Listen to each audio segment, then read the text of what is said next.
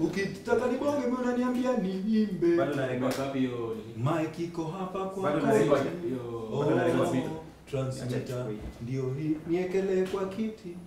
Ama na niekele kwa kiti. Test 1 2 1 2 1 2 kwa sawa. Recording rolling. Mimina. Sound. Mimina. Succeed ready.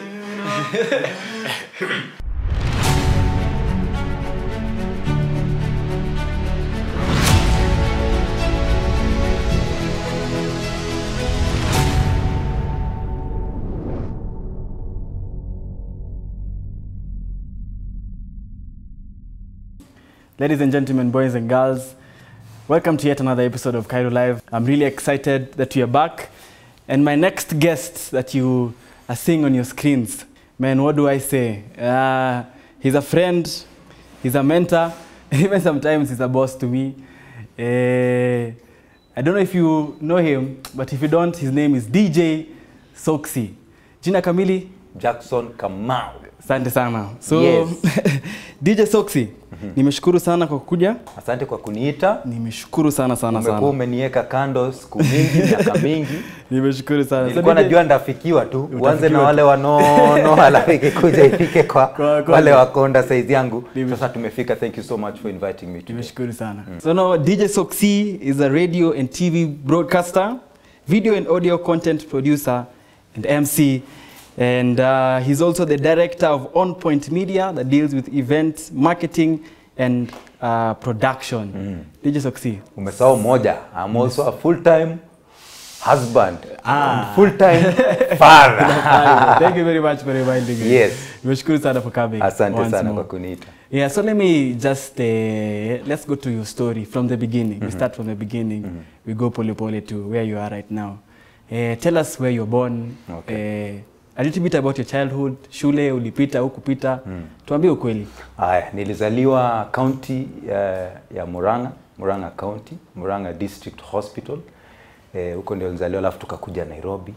So tulifanya what they call rural urban migration. Tulitoka Ushago, tukakuja Nairobi. Went to Uhuru Primary School. That's where nilifanya class 1 up to class 8. Na mimi mtoto wa Uhunye. Nimegrow actually Uhunye mtaani. Uhunye Uhuru phase 2 hapo Kismenti hapo chini. Kwa watu wanajua hiyo mtaa. Hapo ndio mimi niligrow up. We are 5 children. I'm the second last born and the only boy. Yeah, I think shule nilipita. My 2 paros are teachers, walikuwa walimu kitambo.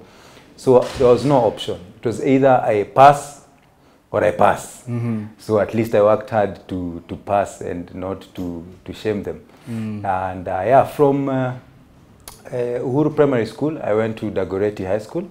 And hapo nikafanya form 1 mpaka form 4. And actually my love for music started nikikuwa Dago. Actually my love for music started nikikuwa Uhuru Primary School.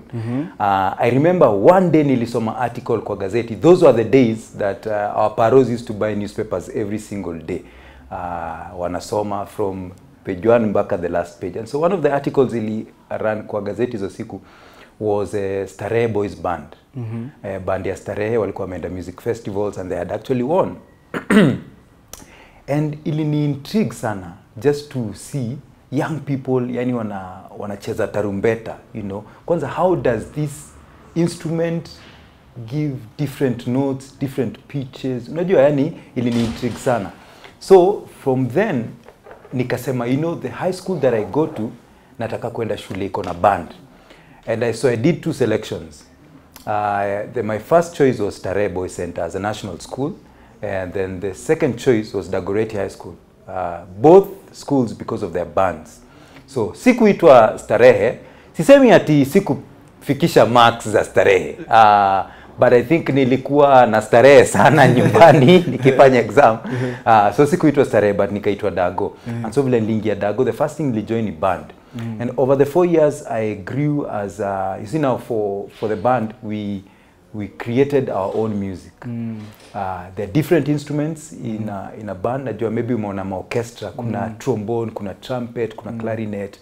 You know, na kwa trombone bado kuna trombone 1 2 3, you know, zote zinacheza something different. And so we used to sit down compose music. Maybe kama kuna song tumesikia, song music fit, we actually used to come down as a team and just compose the songs that we wanted to play.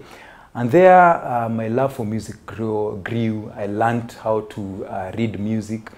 And yeah, for the 4 years, that's what I did. Went for different functions in school.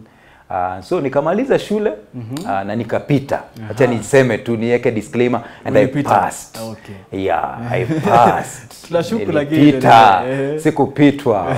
Mimi nilipitia tu shule. And so after high school, because I had actually really loved music, one of the things that I started doing was listening to a lot of radio.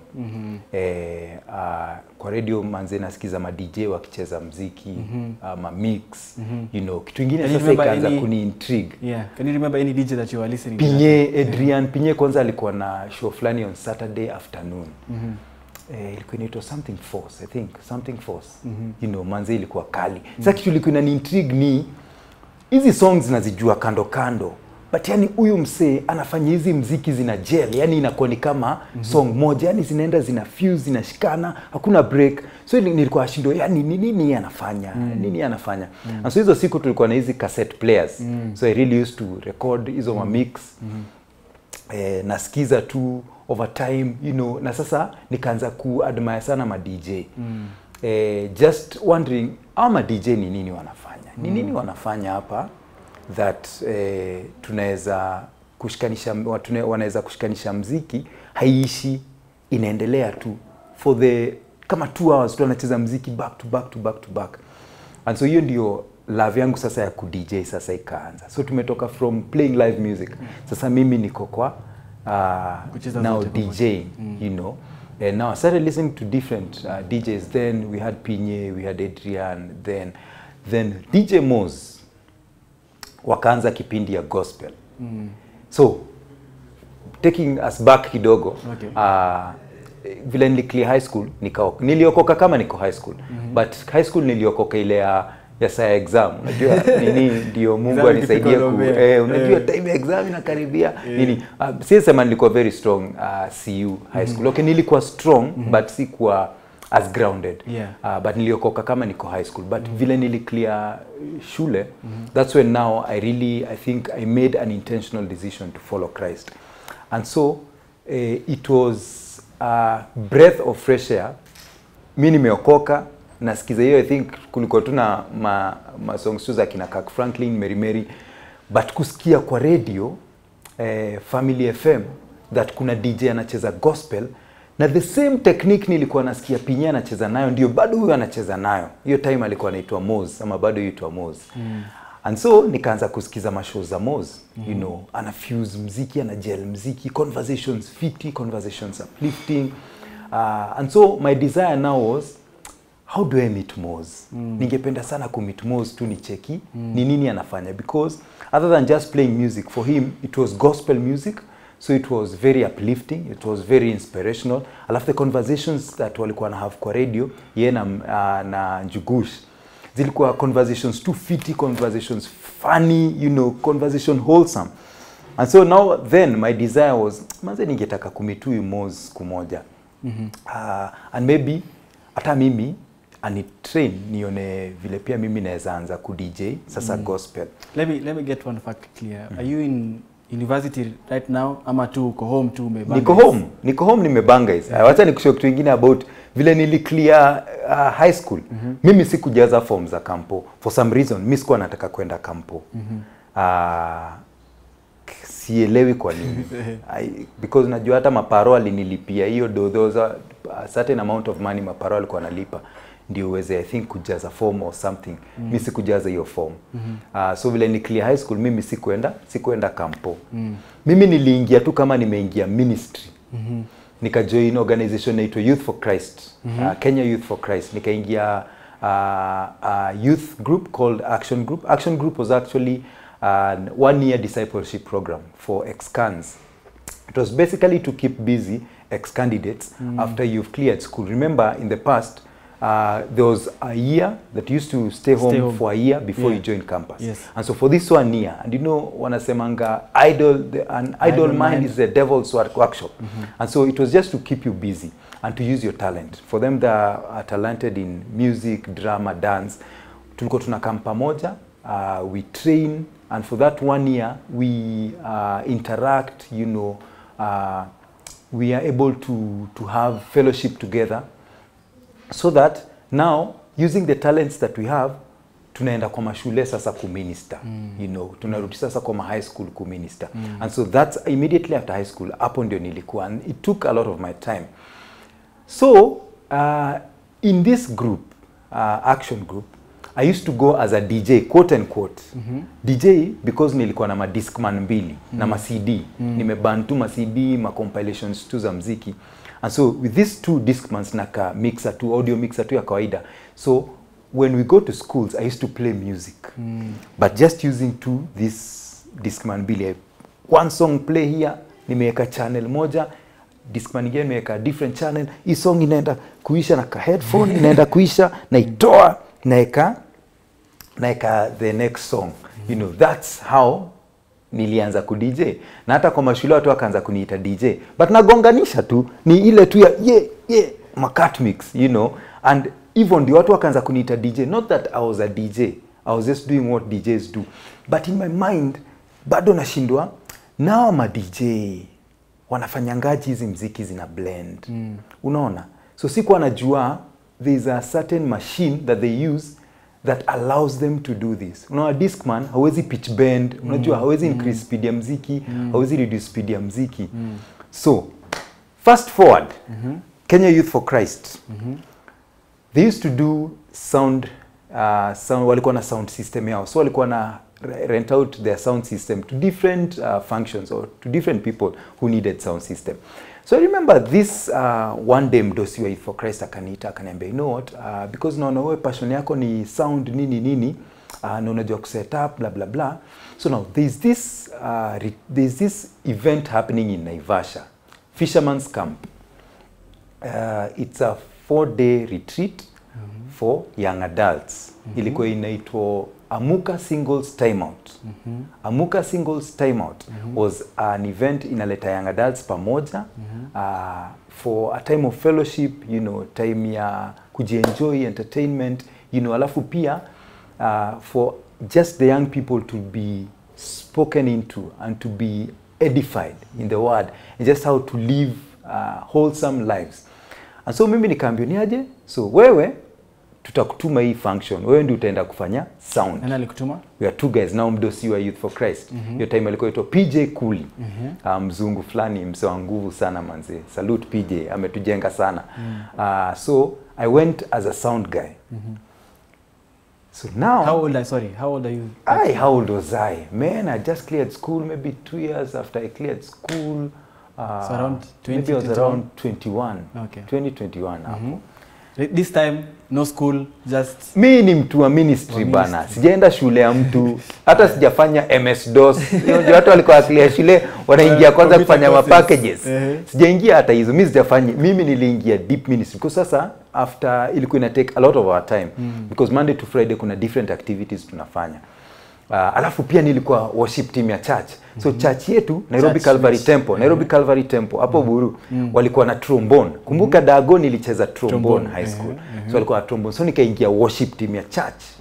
You know, so mimi nilikuwa nachezea church pia trombone. So my day, let me tell you, I was busy.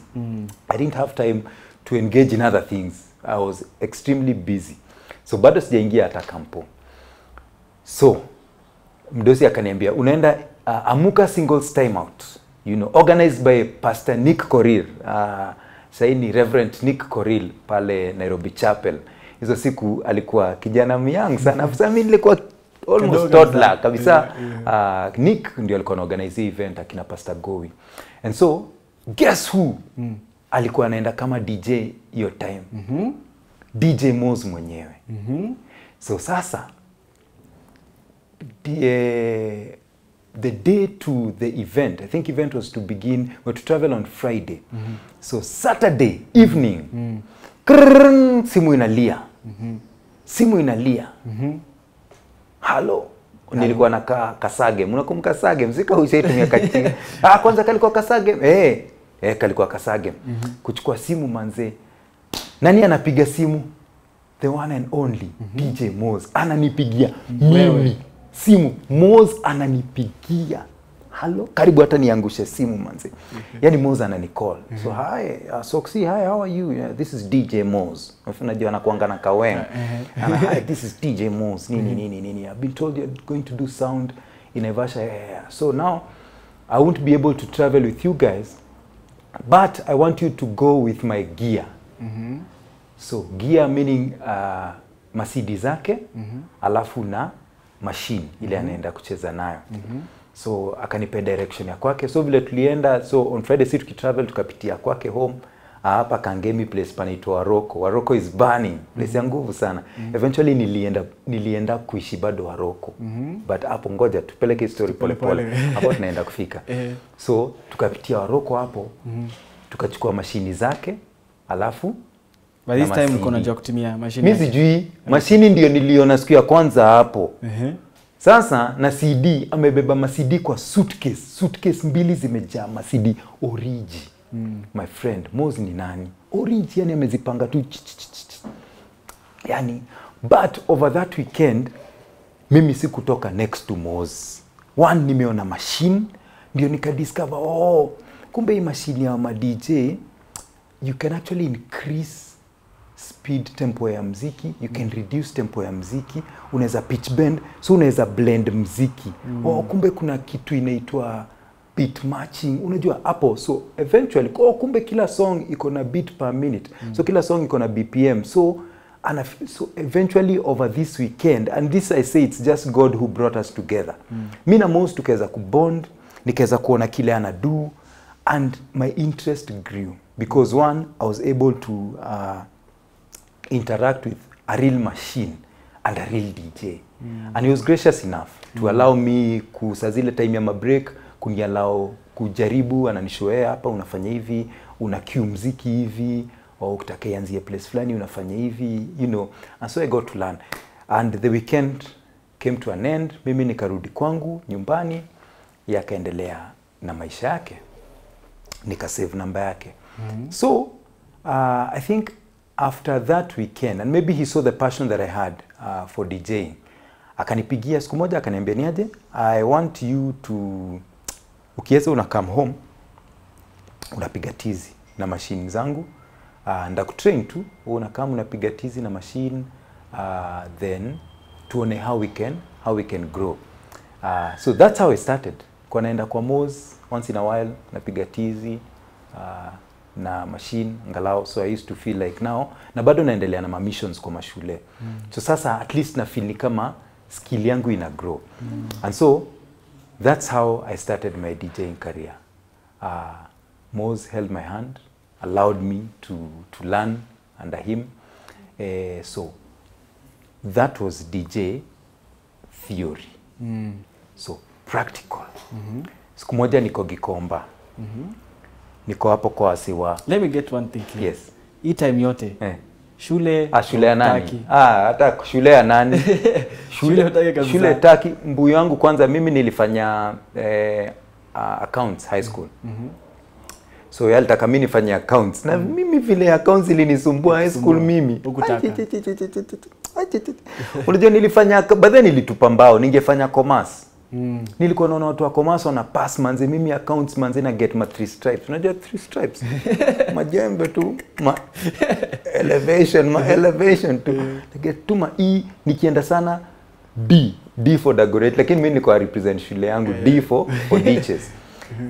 So mbu yangu alikuwa anataka, and I think it's a mistake that I made in the past. Nikianza, I didn't know exactly what I wanted. Okay, I knew what I wanted. I wanted to be a cop. Mimi nitakuwa karao by the way. Kwa nini? Did you have a reason behind it? I don't know. I think mpaka wa leo by the way mutaka bado kuwa karao. I think maybe but siku moja maybe never know. But mu admire to life ya makarao. Vile ni wa bold, ni wa brave, you know. Basically what we see. So so because I was in the band in high school, I got an opportunity to join the military band. Na nikapata space. But now what I didn't know is hautoki tu raia umeingia band ya jeshi. Lazima uende training. Kusikia training tena. Man, 9 months training, man. Nikakataa, nikaona hii ni noma.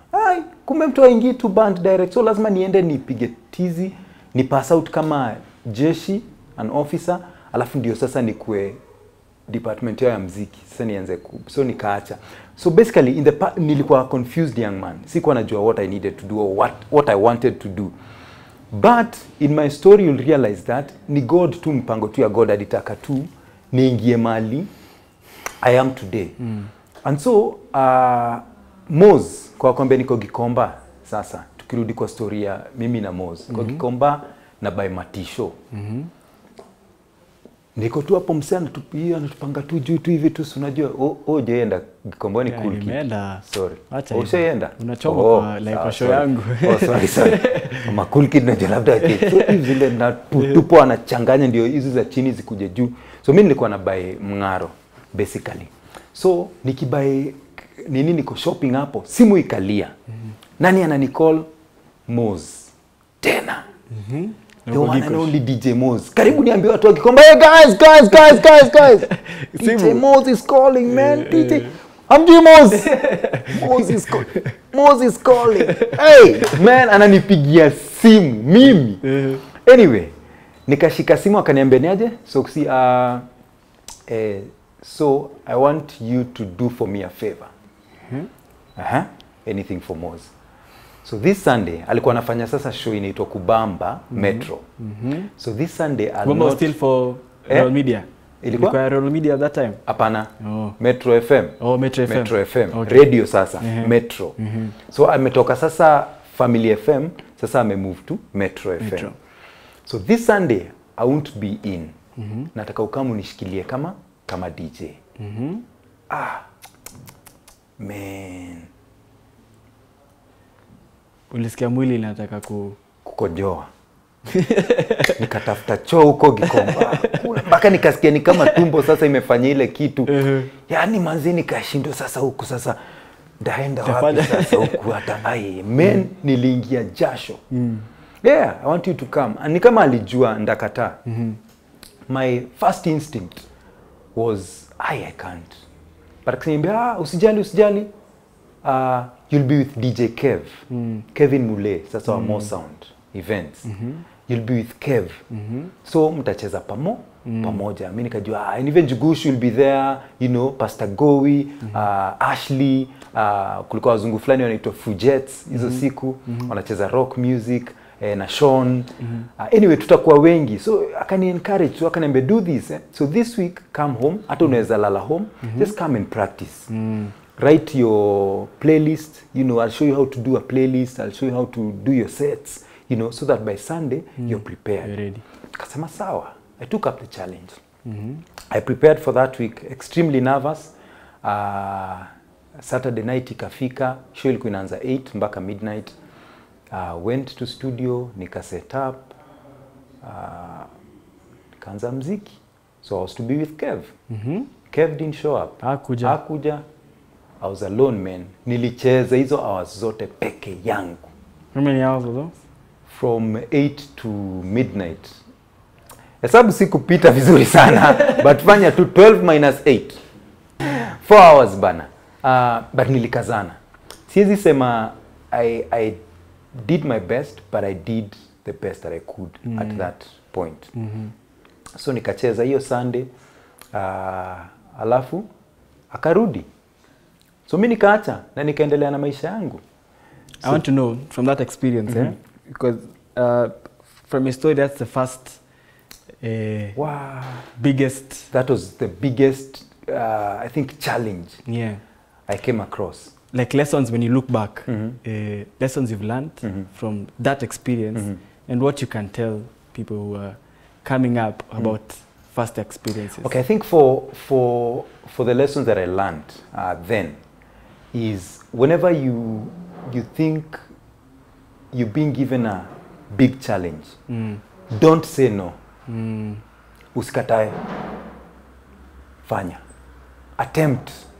Here you say you attempted and you failed.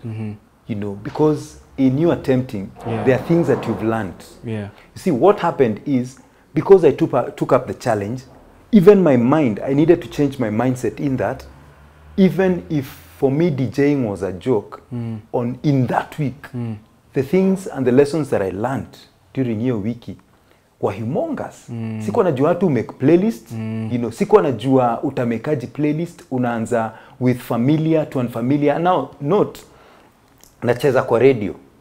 Hiyo ni another dynamic, you know. So, radio wanataka content familiar. Usicheze 70% unfamiliar music as much as you love your music, because now audience is key.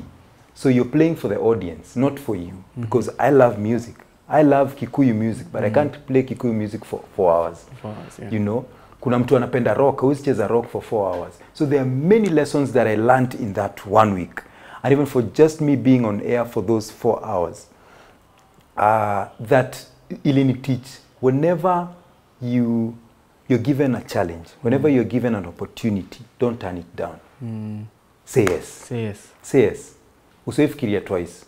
Say yes. But you may work not be to it. ready, Yeah. but work towards achieving that challenge.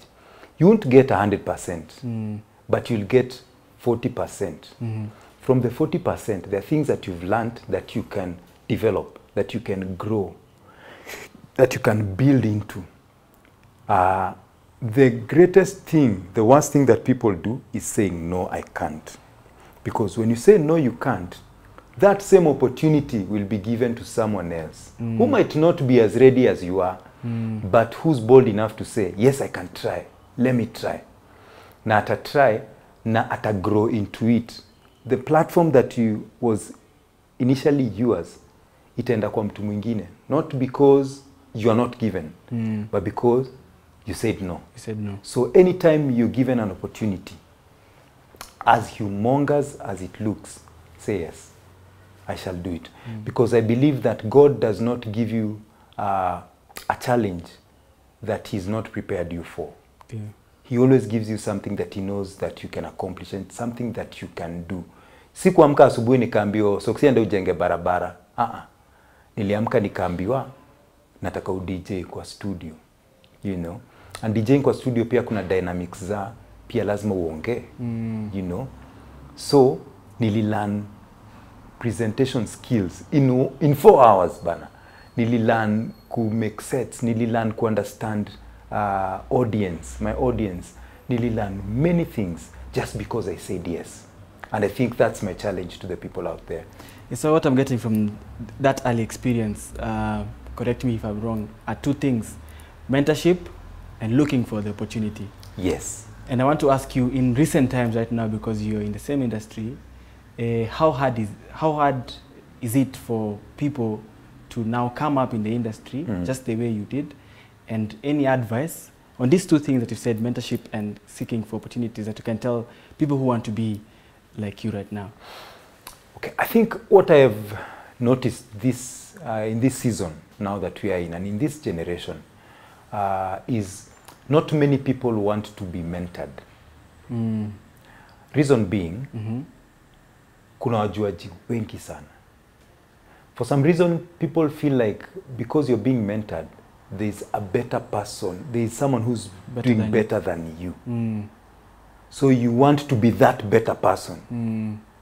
So unaona ni kama akikumenta, it means that yeye ana do better than wewe. So you do not want to sit under anyone's feet and learn.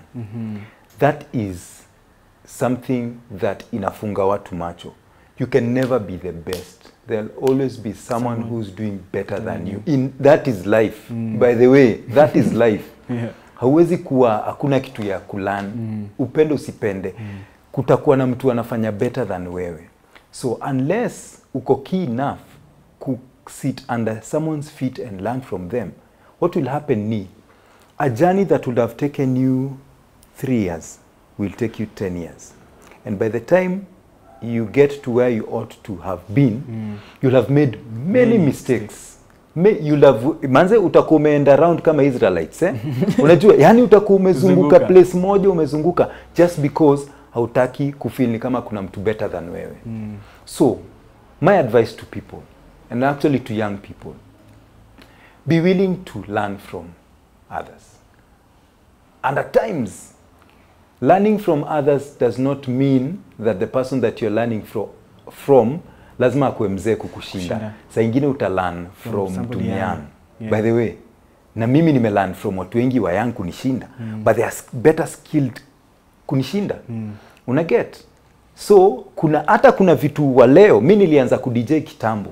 I don't DJ as much nowadays because I got into now production and into now this side of the camera and off a bit of music. There are DJs who wanafanyanga vitu sahi naendanga kumuuliza hapo umefanyaje? Hapo unafanya hivi, you know, unadu, because they'll always wazuri wazidi kuzaliwa. Unajua ni Sauti Sol aliimba hiyo song. That's basically the truth. Wazuri wazidi kuzaliwa. You can never be the best. So, challenge kwa waseni, allow yourself to sit at someone's feet and learn from them. And it does not mean that because you're learning from them, you are weaker, you are inferior, you do not know what you're doing. It's just that you're willing to learn and to become better. Yeah. Great. So now, let's continue from that first experience. Yes. What's next? So Shule next, bado mimi manze, mimi niko kazi sasa. Kwanza sasa, nimecheza once kwa radio, Metro. Na nikapenda radio. By the way, radio ilikuwa fit. Strange but fit.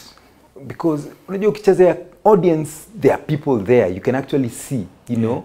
There is real-time engagement with people. But on radio, you can't see anyone. So you're playing for speakers, you know. Hujui kama watu wana appreciate muziki yako ama appreciate muziki yako. But nikapenda hii vibe, you know. Akaka vibe ka studio, muziki, breaks, nini. So nikaanza kupenda radio. So, siku moja kukakuwa na advert kwa Family FM. They needed a producer, what they called a production assistant. Then kulikuwa na ad ya PA, wanatafuta PA. Mimi nani? Kumbuka mimi niko Youth for Christ, bado mimi nafanya ministry. Nafanya ministry. Mimi nani? Nika apply kama PA. No experience. No nothing. Paperwork. No paper. Hata CV sina. Mimi nika apply kama PA. So by then, Moz alikuwa amenicall. And there was a time alinicall akaniambia, now I'm flying out for about a month. Alikuwa anaenda Maju for a month. So nataka unishikilie for 1 month kwa radio. So I gelled. And you see now the problem is, again, something that we all go through is when you're trying to fit into someone's shoes, you try to be like them. Or you want to be them. But what I learned is be yourself. Mi sijui Kizungu. Okay, English is not my najua Kizungu, sorry, scratch that, najua Kizungu. What do you mean? Anyway, watu wangu ndio watu wangu anyway. But you see Moz, ukisikia Moz, hata presentation skill yake, mixing skill yake, alikuwa way over and above who I was, you know. English yake, eloquence. Mimi ni ile ya kutafutilia, kwanza nifikirie na Kikuyu, ni translate na Kiswahili, alafu ndio itoke na Kizungu. So, but I was comfortable enough through learning from the people. So wamenijenga sana. Musema in my journey, there are 2 people who mimi I give thanks to. DJ Moz na msanii anaitwa Njugush. Wamenijenga sana. Wamenigie platform, wamebelieve in me. Njugush akiniambia, you don't have to be like Moz. Those shady music, play those shady songs. Flow. Wewe jibambe, you know. And that's why nilianza kufitin kwa shoes zake. And I began. So, niko kwa radio, but ni Saturday, just Saturday. It's a Saturday, so you're just 10 to midnight. Playing with him ama wewe peke yako? Peke yangu. Moza ameenda Maju. Akaenda Maju. Na after amerudi Maju, mimi kutoka, akaniambia, hata usitoke. Endelea. remain, so tutakuwa tunafanya show pamoja. So now mimi ndakuwa nacheza hizi rock zangu na hip hop, because ni msema hip hop na rock. Utakuwa unacheza local. Makirosho, reggae, hizo muziki zingine. So hivyo ndio tuliweza ku get good working relationship. Another lesson there. Please don't end this video here. There are more episodes to come. Subscribe, finya bell, alafu share so that many of your friends can actually get to learn from this story. If you have any questions, enda pale kwa comment section. Niulize swali yote. I'll be personally coming to answer all your questions. Rusha pale swali yote and I'll be answering them hapa kwenye Joe Jex YouTube channel. Soxy says so. Drops mic.